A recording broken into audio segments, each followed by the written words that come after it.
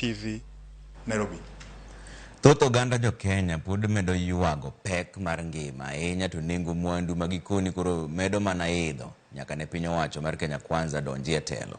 Ma en kaluwore kod nonro mane otim gi kambi mar nonro miluongo ni TIFA. Nonro bende oyango ni thoth oganda ok mor kod usuru moketi e bajet mar higa ma omenda mar 2023 nyaka 2024 magiluwo ni dhi medo pek mar ngima ne jopiny kendo rocho dongruok mar uchumi bende. George Bati miwa ler.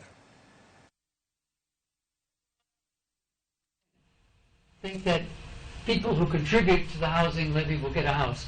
Kaluwore kod duoko mar nonro motim kod kambi mar nonro mar TIFA, atamalo 61 mag jo Kenya ywak ni nengo mogo idho, atamalo 51 ywago nengo mar sukar, atamalo 34 hum ne nengo mar mauta, kata malo 25 to ywago idho mar nengo mo mar tedo. Kata obedo ni atamalo 11 puoyo bajet mokwongo mar piny owacho mar Kenya Kwanza kuom masiro weche mag somo, gedo mag udi manengo gi yot kod duoko piny nengo mag mwandu ma itiyogo e pur, atamalo 44 mag oganda ogolo pachgi ka gikwedo medruok mar osuru mar mauta, osuru ma oketie mwandu mochuno kod osuru ma idhi ng'ad jotich mondo sirgoro weche mag gedo mag udi manengo gi oyweyo.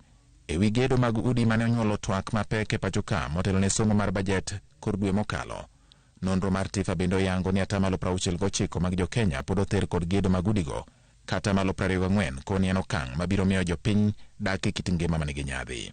Atamalo 54 oluwo ni gin gadier ni ok gibi yudo udigo. Atamalo 11 onyiso yie ni piny owacho biro miyo gi udi, kata malo 15 to koni gi kia ka gibiro yudo udigo kata weche udi biro bagni. E kinde ma piny owacho mar Kenya Kwanza osebedo ka singo chugo thuolo mag tije ne rowere ma pacho ka, nonro mar TIFA oyango ni atamalo 31 ma onge tich pok nondike tich moro amora.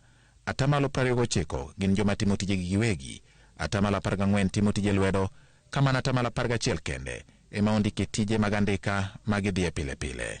Duoko mar nonro mar TIFA bende oyango ni dhier pod omako oganda mathoth ma pacho ka joma yudo sara e kind 20 kadhi mbele gin mana atamalo 13 kende ka opim kod atamalo 38 mag joma yudo sara matin 20,000 dwe ka dwe.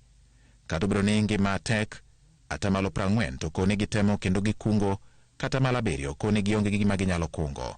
Thoth joma kungo gin joma yudo omenda maromo $20,000 kadhi mbele dwe ka dwe. Nonro no bende oyango ni atamalo 60 mag joma yuto gi ni piny tiyo kod yien e tedo, kata malo 61 mag joma yudo sara mokalo $10,000 thoro tiyo gi gas mar tedo.